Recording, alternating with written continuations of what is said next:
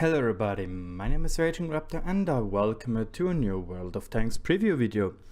And today we have quite some interesting news, and I have to say we are going through two tank stats, the one being the Object 257, the other one being the Object 777, and we'll have a little bit of a prediction.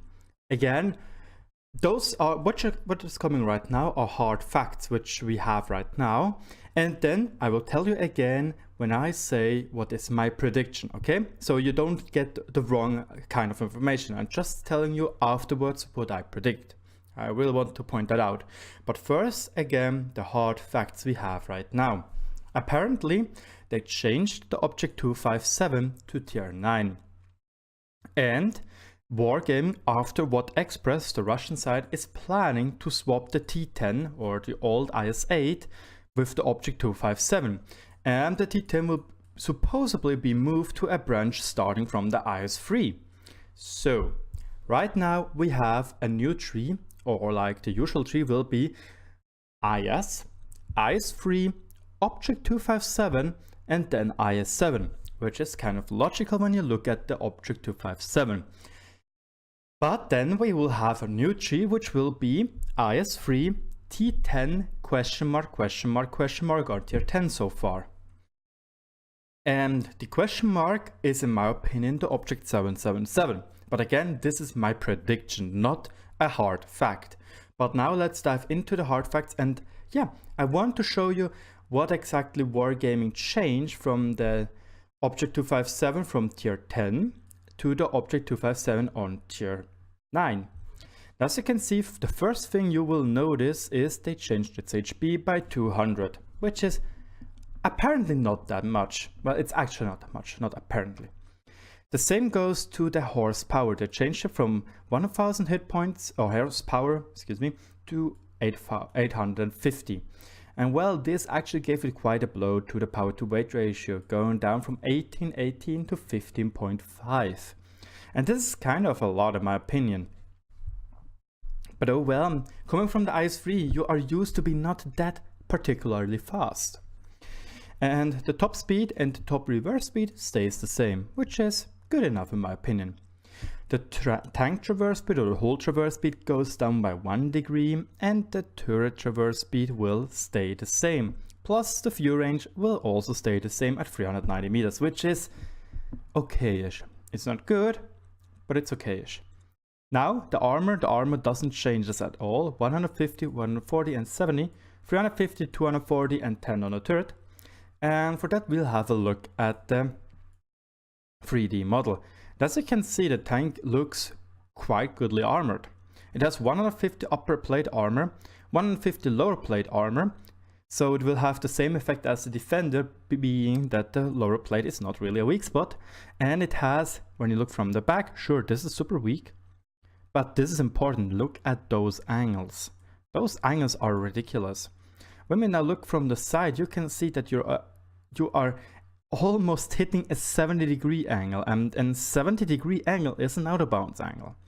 So if you get unlucky and hit the tank slightly from above, which will happen because on distance you will probably hit the tank from slightly from above, you will have ricochets, you will have out of bounces, which is really darn annoying. Now let's think about you will hit the tank in a slight angle.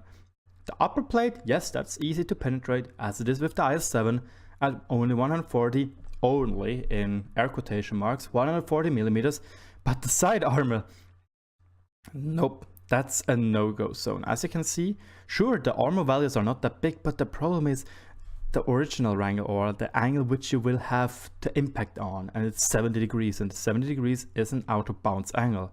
Now you might say, well, why don't you use heat then? And that's the problem here. Look at those, not really heat screens, but there's a lot of possible armor from the tracks which will hold off heat shells.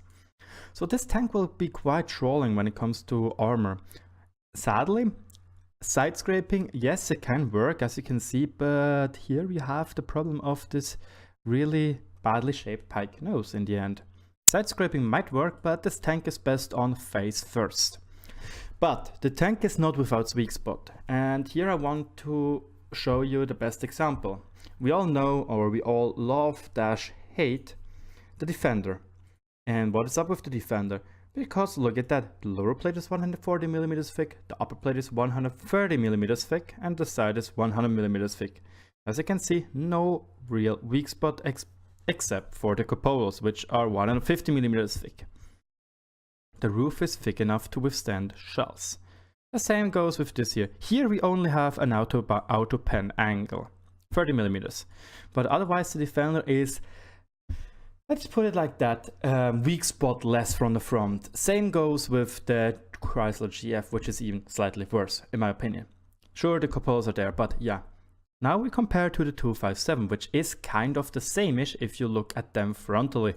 The turret looks kind of same-ish and the hull as well. Just this tank has also the 150mm cupolas, but a roof which is, first of all, huge and only 30mm thick. So what does this mean? We all know the ice freeze turret weak spot, and this is 20mm thick, as you can see, and it's still quite big in my opinion. Compared to Object 257, you can see it's even bigger, and it's an auto pen for most guns it will face. Even the IS with the 122mm gun has auto pen on that roof. Even the SU-100, even the SU-100. Why? They all have auto pen on that huge roof plate, which is the saddest part. Is even the tank is not that big, I think. It looks ugly though, like those tracks look ugly AF. But when it comes to the roof, it even is elevated, so you will have a quite easy time to shoot at it, I think. But yeah, those are the stats to the armor. Now we go back to the normal stats and have the last comparisons. The gun. The gun will stay the same. It will be the 122mm BL13-1, and it will still have its 440 damage, only 248 penetration compared to the 260.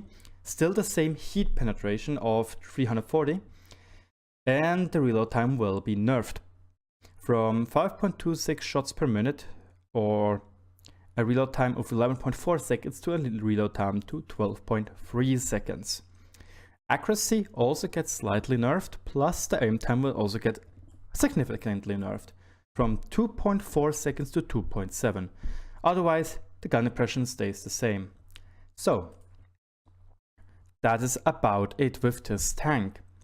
And now we go to the tank which I talked about earlier, the question mark tank. And this is the Object 777 version 2. So now you ask yourself, hey RagingRaptor, why exactly do you think that this tank will be a new tier 10 tank for the Russian check tree? And well, my dear questionnaire, good that you ask, because obviously always stay alert and always try to make your own mind on your own opinion. I personally think this tank fits rather well into a T-10 branch. The T-10 its characteristics are good gun or good handling and good mobility. And this tank and roughly weak armor. And this tank gives us the same, just a little bit supercharged in my opinion. It has a good enough DPM, it has good enough accuracy, it has a great top speed, in my opinion, for a heavy tank, plus really good power to weight ratio. The soft stats are mediocre, well, only 390 fuel range, that's kind of sad. But it comes, in my opinion, it's the armor which points out on this tank. The armor is actually rather good, strongish. And it still has though its significant weak spots, like the lower plate, and the side armor is really weak. It's nothing angled at all, it's pure flat, plus it has a huge engine deck. Again, this is my total prediction of what is to come. I just think that this tank makes quite a logical sense. Again, it is as fast as an IS-8. Sure, the gun stats are not as, are roughly equal. And the armor is a lot better, especially the turret gets a super good boost. But otherwise, yes. It also has some weak spots like here, which is only 30mm thick, 45mm thick, meaning guns with 150mm, excuse me, will be penetrating. Up here it will be 150mm plus, like Object 268 or a Foch 55. cupolas are rather small. Except for this part, look at those. Those cupolas are actually elevated, meaning 150mm guns will be penetrating there again. Yes, I might be a little bit hyped about this because I really like how the tank looks, and you might ask yourself, so yeah, right now it's a premium heavy tank, so why won't it be a new reward tank for tier 10? Well, because we already have quite some tanks which are premium vehicles, and we can see already this tank is getting changed. We also have the Object 268 version 5 already as a potential tier 10 reward tank for Clan Wars. And we're also waiting for a second season of reward vehicles. And this is the point where I want to say that it will most likely not be a reward vehicle for tier 10 when it comes to Clan Wars or personal missions. Because for the personal missions we already have the Object 260, which really plays probably similar to that tank. And that's my biggest problem. Why should we get something we can all obtain into Clan Wars again? Because in Clan Wars so far we have special vehicles. We used to have the VK, which is like the only tank like that. Then we have the 121B, which is an oddball. It's really not good, trust me. We have the T95E6, which is also an oddball, and we have the M60, which is, you guessed it, an oddball. Especially now after the changes to the M48 pattern. This tank, I think, is just... Hello. I think this tank just turned into being quite bad with the changes to the M48. Simply because the M48 makes everything better now than this tank. Which is kind of sad, making it roughly obsolete. But oh well, those are reward tanks and not tanks you should be grinding or getting. And anyway, Anywho, what do you guys think? Let me know in the comment section below. I want to know your opinion about this subject. I look forward to it. I think it would be interesting to see an Object 777. And well, thanks for watching. Good luck on the battlefield, and I'll talk to you all later.